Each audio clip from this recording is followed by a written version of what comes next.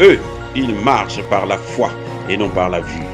Mais moi, je vous conseille vivement de marcher par la connaissance scientifique et historique, notamment celle de nos ancêtres kémites, par les cinq sens et par l'intelligence. À vous, à Pierre.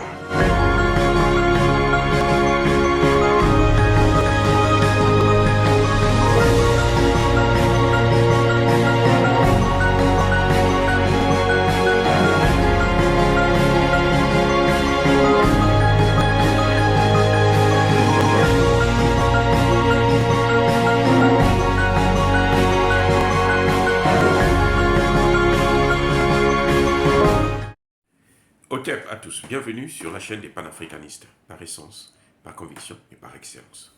Celle des citoyens kémites, par nécessité et obligation de combat.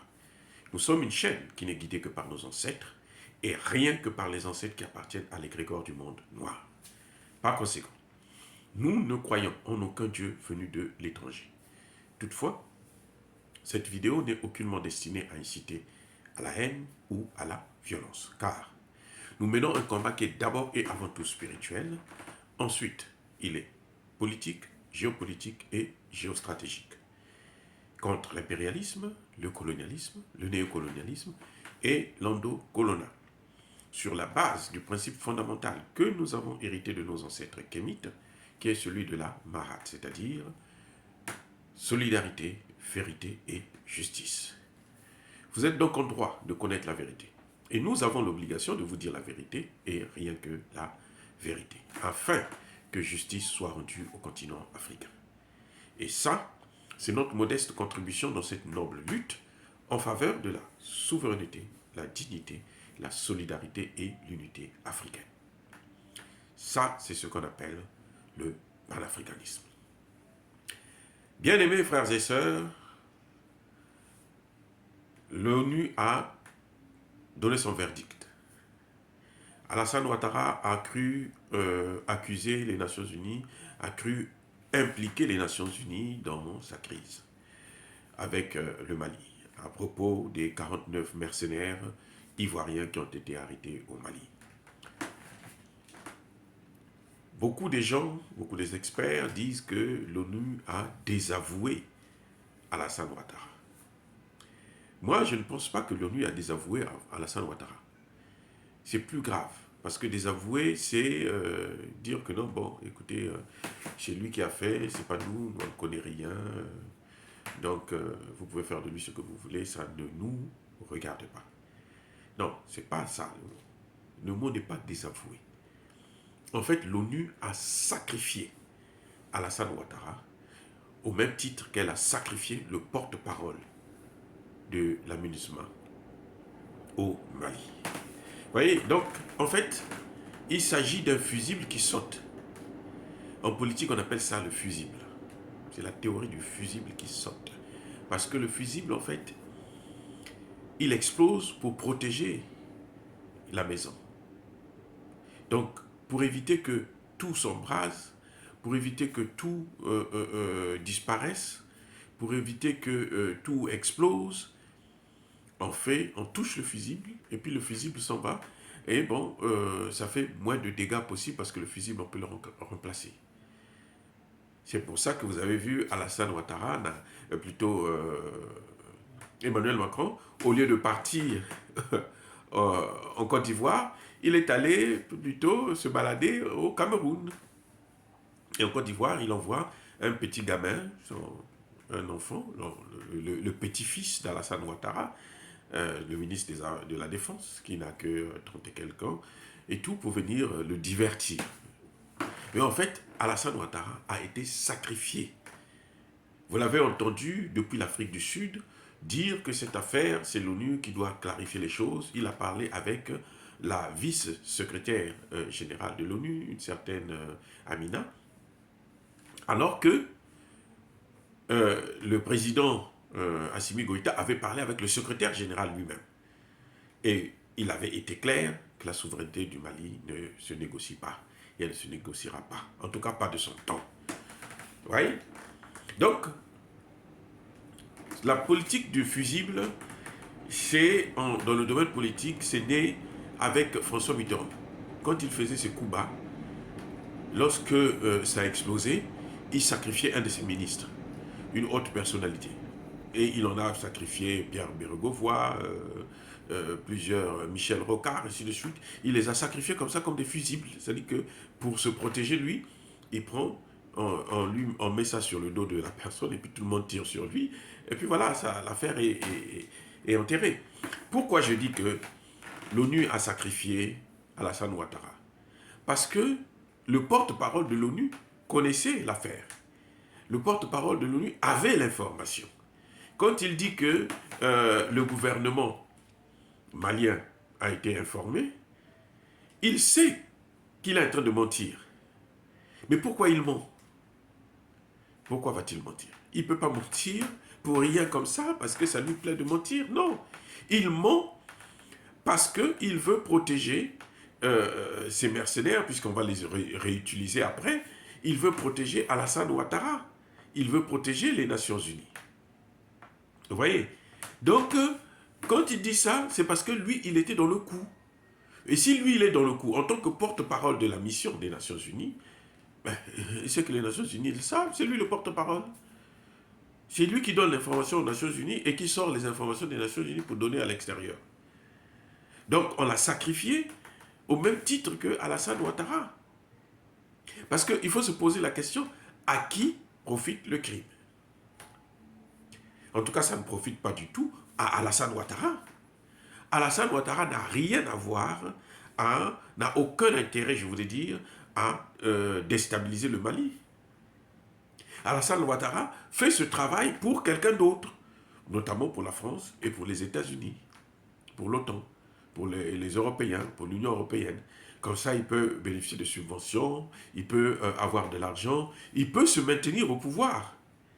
Et oui, il ne faut pas oublier qu'il est prêt à postuler pour un 4e mandat. Donc, il ne peut pas le faire s'il n'a pas le soutien des Occidentaux, parce que les Ivoiriens ne vont pas tolérer ça. Donc, la seule chose qui peut l'aider à aller de l'avant, à atteindre ses objectifs, c'est d'avoir l'aval de la France, d'avoir l'aval de l'OTAN, d'avoir l'aval de l'Union européenne. Donc, il est obligé de travailler.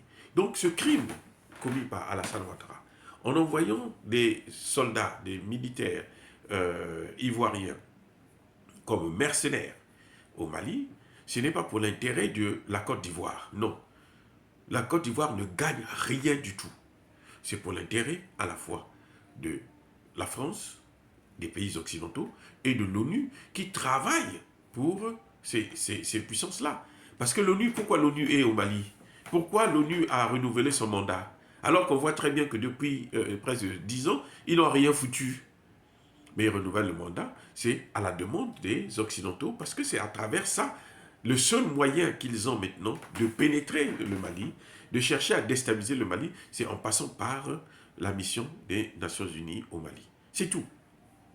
Et donc, il faut tout faire pour éviter que le gouvernement puisse utiliser sa souveraineté afin de virer la mission. Donc, pour cela, il faut sacrifier des gens, sacrifier Alassane Ouattara, sacrifier le porte-parole de la MINUSMA, comme ça la MINUSMA peut continuer à rester.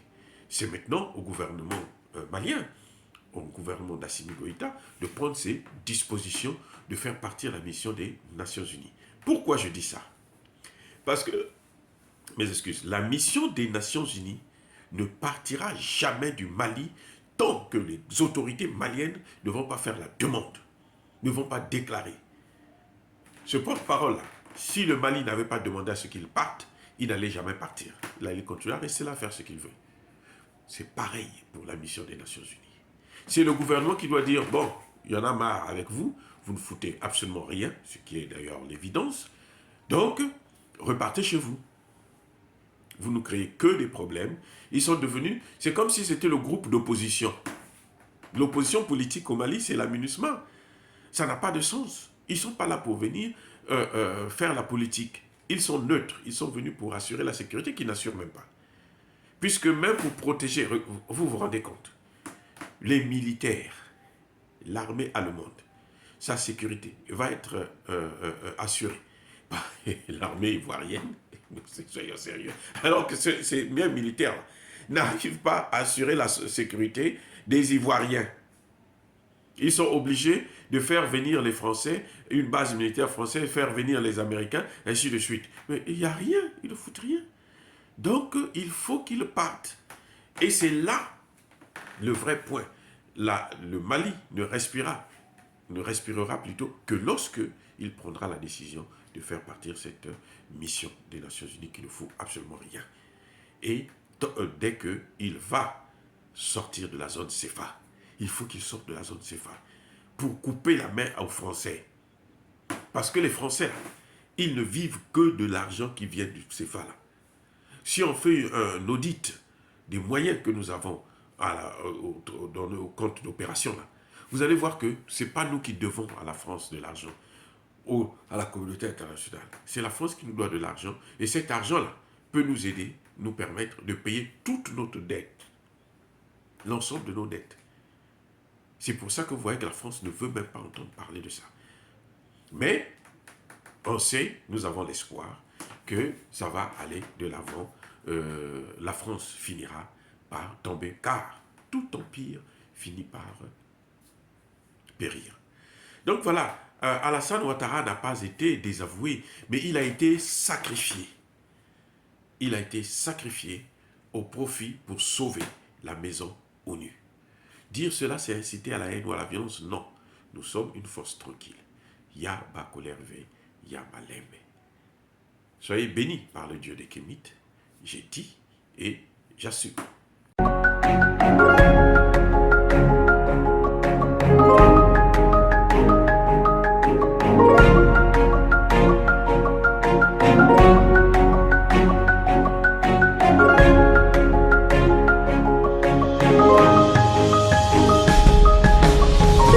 Bien-aimés frères et sœurs, vous connaîtrez la vérité et la vérité vous affranchira. Ça, c'est pas moi qui le dis, c'est la Bible qui le dit. Mais moi, je vous dis mieux. Vous connaîtrez la vérité historique, notamment celle de vos ancêtres kémites, et vous aurez une vision globale de ce que c'est que la vraie souveraineté politique. J'ajoute, vous reviendrez à la spiritualité africaine ancestrale et vous comprendrez les enjeux de l'indépendance économique. Et pour terminer, vous accepterez votre identité culturelle kémite et vous obtiendrez deux choses. La première, c'est la paix. La seconde, c'est le développement, à une condition. L'unité de toute l'Afrique noire, l'unité de tous les Noirs du monde entier.